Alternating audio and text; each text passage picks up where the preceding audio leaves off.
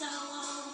People say it's older than sin, but this old man found a way, happier than some may say, living life as it's meant to be. And you know it's only happiness that we all should try to find, for nothing can serve itself, let alone the watermelon rind. For you know it's only happiness that makes this life worthwhile. And could I beg you for the chance to walk with me along?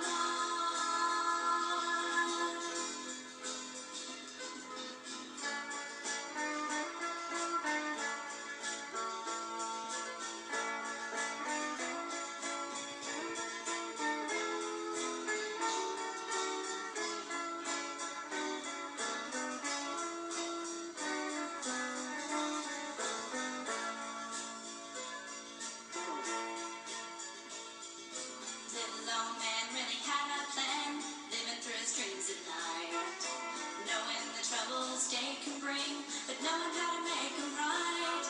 And knowing from the years I spent living with this little old man, it seems to have dawned on me to do the best we can. For you know he gave his life for me each and every day.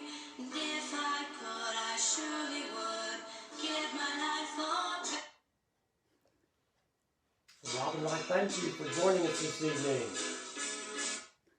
Robin directs and produces all the action. All I got to do is talk. If you have any questions during our live segment, just type them in. Robin will get them. If you have a question later, email us at bestyouguru@yahoo.com. The COVID-19 has made life difficult for millions of people. It's ended the lives of 120,000 Americans now. People have had to adjust their lives and their businesses. We stopped giving live seminars and in-person consultations. But what we have discovered is the Best You discussion. And we need your help in making this successful. We found the Best You discussion reaches more people, and people are able to pay what they choose. So we ask for your help because we believe in this model. We ask for your assistance, so please send your donation to Venmo at Robin-Shivery or PayPal bestyouguru@yahoo.com. Now we suggest a donation of between $7 and $10, but please feel under no obligation, but please send what you can choose and help us make this successful. You know, we are live. There's no editing. There's no rehearsal. It's just like real life. No dress rehearsal and no do-overs. So I ask you to live like you mean it. We've got a lot of questions lately. And so tonight we're going to start a series called Financial Therapy. But the first thing I want everyone to know viewing this, you are okay. Regardless of what you've been told, what you may think, what you have heard, you're okay. What you've been taught may be wrong, but you're okay, and we're here to help. You know, one of Robin's favorite quotes is by Maya Angelou, and she says, "When you know better, you do better." We're here to help you know better, so you can do better. The authentic identity theory is based upon 3 pillars. 1, everyone is born with seeds of greatness. Our recent blog touches on that, and NASA talks of it. Number 2, society has a mission to have people conform to its rules and standards. This often robs you of your greatness. We live in a world of competing values. In order to succeed, you must understand the rules of competition. And the 3rd pillar is we believe that achievement is best when you design it. So these are the three principles that guide Best You in everything that we do. Right now, we find ourselves in a time where economic understanding is critical. The lack of understanding of the basic economic principles is limiting a lot of people in living their dreams. People are concerned about the overall economy and their place in it. The majority of questions we are receiving deal with finances and the economy. So we're going to dedicate the next several segments of Best You to financial understanding. First, a disclaimer. I am not a certified financial planner. I'm not a stockbroker. I'm not a hedge fund manager. I'm just an ordinary guy who happens to know a little bit about macro and microeconomics. Let me explain. I have business degrees and political science degrees, but what's important is that I'm an entrepreneur. I've been an entrepreneur all my life. I've been an entrepreneur and involved in business since my early memories. Mom would drive us along the highways of some backcountry roads, and I'd run alongside the car picking up pop bottles. Because in those days, you could take the pop bottles and turn them in at the grocery store and get 2 cents for a regular pop bottle and a nickel for the larger sizes. And around the 4th or 5th grade, I took this a step further. And every Friday night, I would collect pop bottles and I refund them to the grocery stores on Saturday morning. Now my bit was this. I found a wig in a trash can in a big garbage dumpster. And it happened to be purple. So I thought, what a unique idea. What I would do, I'd take this wig every Friday night, because Friday was generally payday. And I would put that wig on, and I'd go around the neighborhoods. And here's the line I would use. I would knock on the door and say, I'm a purple people eater from the planet of Pluto. And my spaceship crashed. And I need rocket fuel to get back to Pluto. And my rocket fuel is pop bottles. Would you give me some? And amazing, adults would give me pop bottles. And I would take those pop bottles every Saturday morning, and I would take them to the grocery store, me and my little red wagon, and I would earn money that way. I ironed people's clothes for $0.10 a piece. I learned that ironing people's clothes could make me money because people didn't like to iron. I had paper routes in elementary school, in middle school, and high school. I had my first paper route when I was 9 years old. I mowed lawns. I wheelbarrowed concrete for Tommy's dad during the summertime. I washed trays at Daryl's Donuts on Saturday mornings after my paper route. And at 13, I was a busboy and dishwasher at Bonanza Steakhouse. I hit the big time. But really my dream job was at 14, I started working for Weber's Root Beer Stand in Brookside. I made $1.25 an hour part-time at Weber's Root Beer Stand. I did about just everything I could do to help my mom pay the bills. I learned that money was a tool. So from the age of 9 until today, money to me is a tool. At that young age, I learned that the tool of money allowed my mom not to cry so much.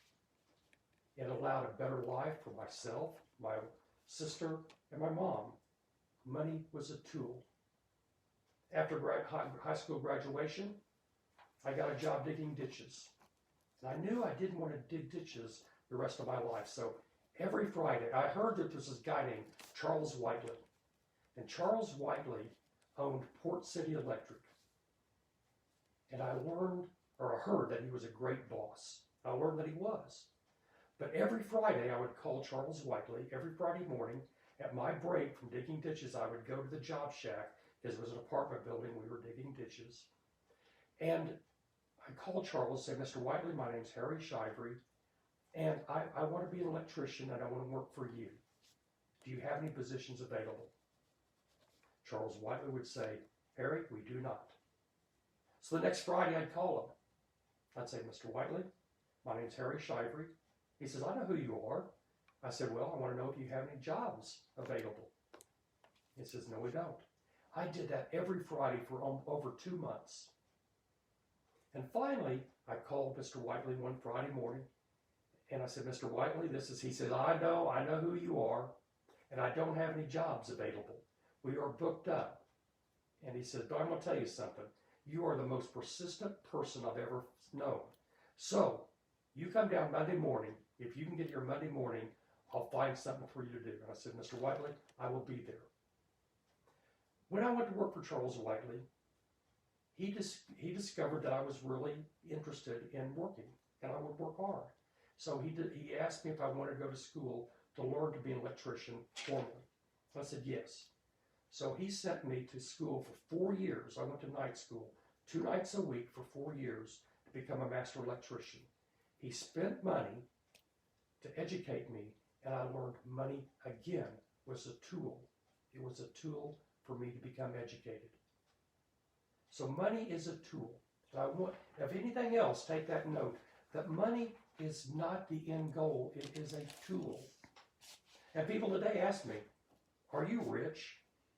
And I always tell people, depends on your definition of rich. I consider myself rich because I get to do what I want, when I want, where I want, with whom I want, for as long as I want. To me, that is rich. I live a rich life. I'm a fortunate man. I get to do what I want, when I want, where I want, with whom I want, for as long as I want. So what I want to ask you to do is write down, what is your definition of rich? What does it mean to you? What is rich? You know, on a macro level, America's economic future is a great concern. Business debt increased 18% the first quarter of this year. And that was before COVID-19 hits. Household net worth declined $6.5 trillion in the first quarter of this year. America is now the largest debtor country in the world. Understand that. In the history of the world, America is number one in debt. Now, some of you may call that prosperity, but debt is of concern. America's total debt exceeds $77 trillion. That is 147% to GDP. Now, some of you out there may say, well, Harry, what is GDP? GDP is merely gross domestic product. It is the total monetary value of all goods and services that a country produces. So right now, our debt is 147% of everything that we produce. The federal debt, just the federal debt, is $26 trillion, which is 130% of GDP. Now, to provide you some contrast of why this is important, in 1980, the federal debt to GDP was 35%. In the year 2000, our debt was 57% to GDP. Today, our debt is federal debt is 130% to GDP. America's economic future is in doubt.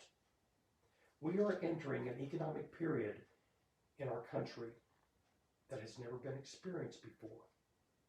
So there's a lot of uncertainty. The stock market's not stable, it's up and down. Is it good or bad? Depends on where you stand. But we are entering an era that many people call the modern monetary theory. Now, why is that important? Well, in a nutshell, MMT, or the modern monetary theory, states that the federal debt is not a big concern. Let me read that. Federal debt is not a big concern as long as you can service that debt. Now, supporters claim that we should be fine. And what Washington does in the future depends on the voters. Whether the debt is relevant or not, whether we can service it or not, is up to the voters. I hope the voters really understand what they're voting for. If you want more understanding of how our country got here, I'm going to ask you to read a book. It's by a Nobel Prize winning economist. I'll hold it up here. It's The Price of Inequality. Joseph Stiglitz outlines a little on how we got here. Now, is that relevant? Could be. If you want to know where you're at and whether it's important in life, oftentimes it's important how you got here. The Price of Inequality is written by a Nobel Prize winning economist. Agree or disagree is not relevant to me. He's a Nobel Prize winning economist, and he has more knowledge than the guy at the end of the bar. So our concern, our financial therapy discussion, is designed to help you understand how to navigate these turbulent times. We will let the voters decide whether MMT is relevant or not relevant, whether federal debt is relevant, whether inflation is relevant. Our job is to navigate how we get through the time. It's that simple. So I believe, and one of the questions that has been dealt numerous times to us, Harry, where do you think our economy is going? Well, I believe that there's 4 ways our economy can go. Number 1, we could double down on what we currently do. We're not investing in healthcare. We're not investing in infrastructure, education, or similar concerns. We could double down on our current institutions. Is that right? I don't know. Is it wrong? I don't know. But that's an option we can choose. Number 2, we could control the economy like China and become an authoritarian government where the government controls the industry, controls the pricing, controls the wages. So we could become like China. Many people think we're going that way. Don't know whether it's good or bad. Just an option. Number 3, we could be an economy of oligarchs, corporate control, an oligarchy, more like Russia, where oligarchs dominate the marketplace. Now, if you consider, Google, Facebook, if you consider Amazon, those companies to be more like oligarchs where they control the economy, maybe we're heading more like Russia. I don't know, good or bad. It's just one of the options. The 4th option is we could do like we did in the Great Depression, the Depression of the 30s, invest in the commons. And people say, well, Harry, what is the commons? We could do like they did in the 30s. We could invest like in the TVA, the Tennessee Valley Authority. A lot of people in that region of the country would not have electricity if not for the TVA. The Hoover Dam, the national parks, rebuild the highways, rural broadband, water systems. These are called the commons. If we would invest in them, then that would be the commons. And that's one option we have. Now, whether we take option 1, 2, 3, or 4, I don't know. But those are the options that I see. I prefer number 4 because that's a common interest and everybody depends upon water, everybody depends upon electricity, everybody depends upon our internet, the broadband. And right now, the rural communities have very little rural broadband. And that's not because we don't have that technology. It's because it's not profitable for internet companies to go there right now. So I would ask that we would invest in those things. Now, whether we do or not depends on the voters. But these are the 4 paths that I see. So that answers several questions from the last couple of weeks. But that's at the macro level. Now, how we walk these paths is why we are here. On the micro level, the personal level, I want you to have a clear definition of what being rich means to you. Because without a picture, money's irrelevant. And I don't want you to have just a picture of getting by. What does being rich mean to you? What does that look like? You must have a clear and concise and vivid description. I gave you mine. I I tell you what being rich to me means. It's not living like Warren Buffett or having the money of Jeff Bezos. I'm rich by my definition. So what's yours? What do you want money to do for you? Remember, money is a tool. When I was a younger man, it allowed my mom not to cry and worry so much. So what is the expectation of the tool of money for you? What do you want to use it for? It is important to comprehend that money is a tool and not a solution. Money is not the end game.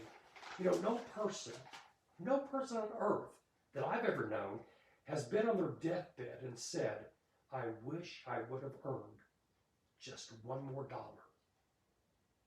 So be careful of the importance you place on that tool of money. Failing to understand money is merely a tool will leave you frustrated. Don't allow money to use you.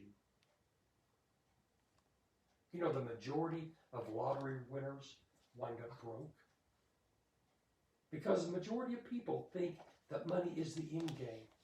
Oh, if I was just rich, my problems would be solved. No, because a lot of people believe rich equates to money.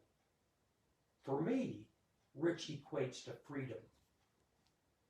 Freedom is richness.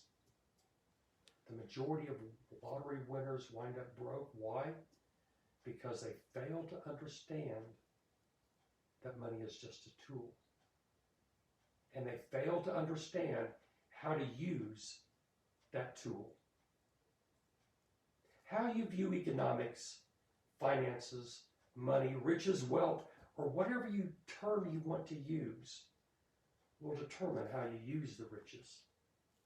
I want you to have a clear picture of what you expect money to do in your life, and then use it to paint that picture.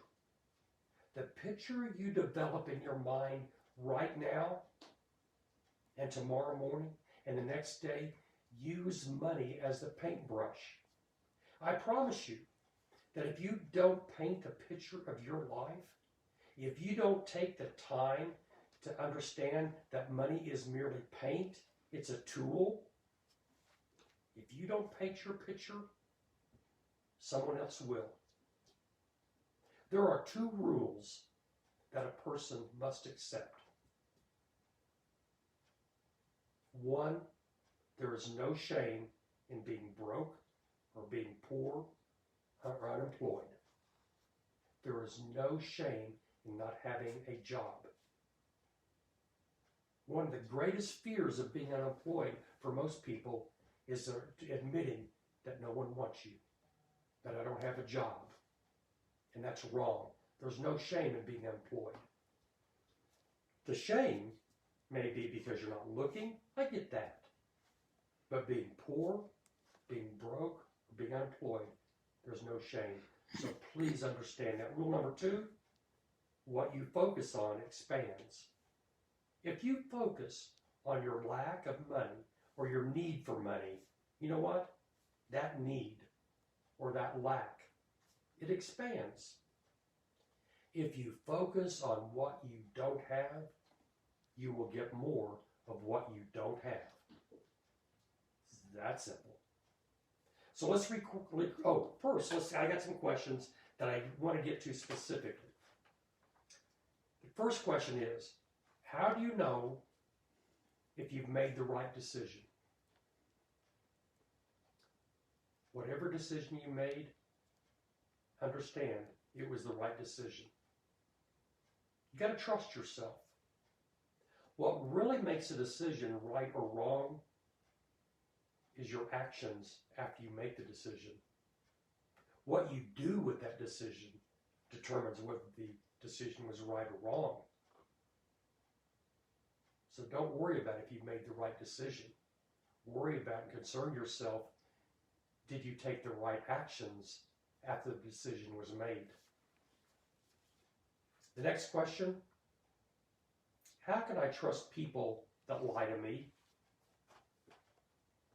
Very simply, you can't. If they lie to you, now get this, if they lie to you, they will lie about you. Now, if you don't know if it's a lie, if someone tells you something and you're really unsure whether it's a lie or not, inform them of the truth. Then you'll determine their character. Did they apologize for the lie? Did they defend themselves? Did they defend the lie? How did they respond when the truth hits them in the face? If they ignore the truth and defend the lie, that's probably somebody you can't trust. You know, there is a saying that if a person has the same opinions at 25 as they do at 55, they didn't learn much in those 30 years. And the last question we have for the evening, because I think I've covered most of them tonight in our discussion, and if I didn't, they're coming in our next discussion, because most of them have been about economics. What is the best way of save money? What is the best way to save money? Well, if you work for a company that has a 401k, a matching 401k, look into saving the money pre-tax. If you can save pre-tax dollars and it's matching, chances are you will come out ahead in the long run. But make sure that it's being placed, that you control it's being placed in the stocks and bonds that you so choose. If it's matching, I suggest a 401k. Because it's matching, stock market doesn't decline generally more than the match.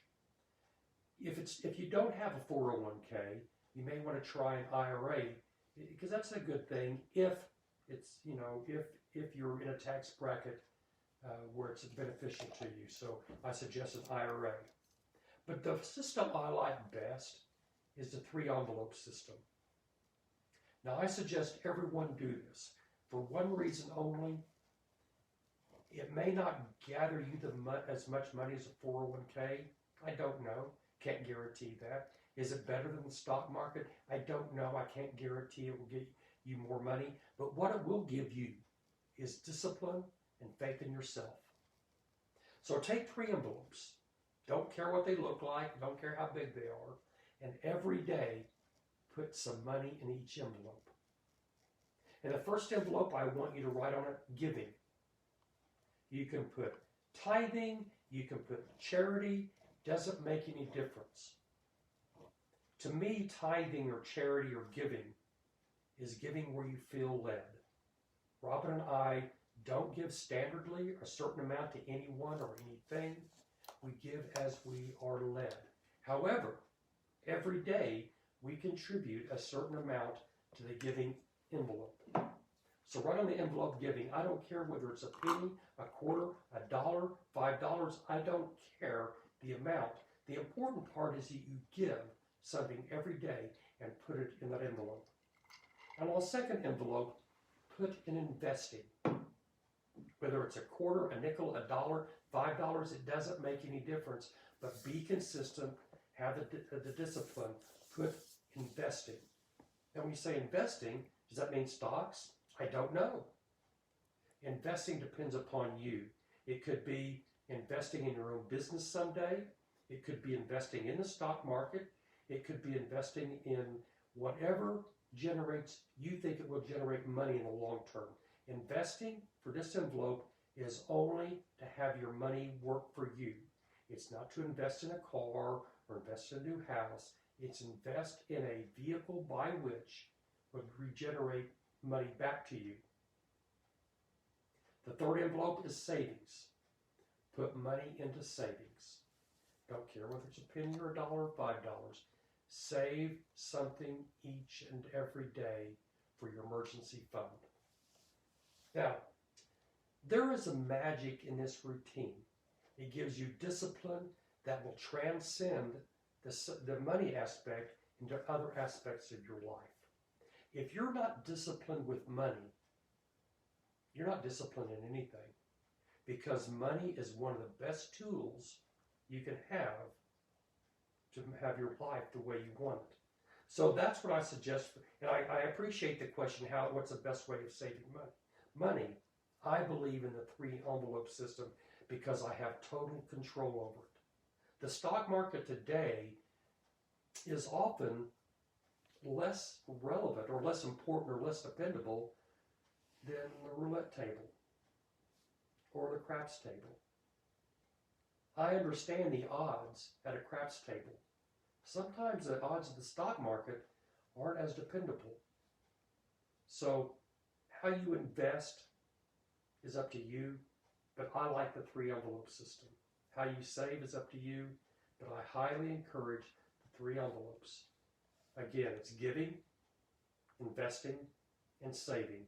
All have 3 distinct different purposes. So let's recap.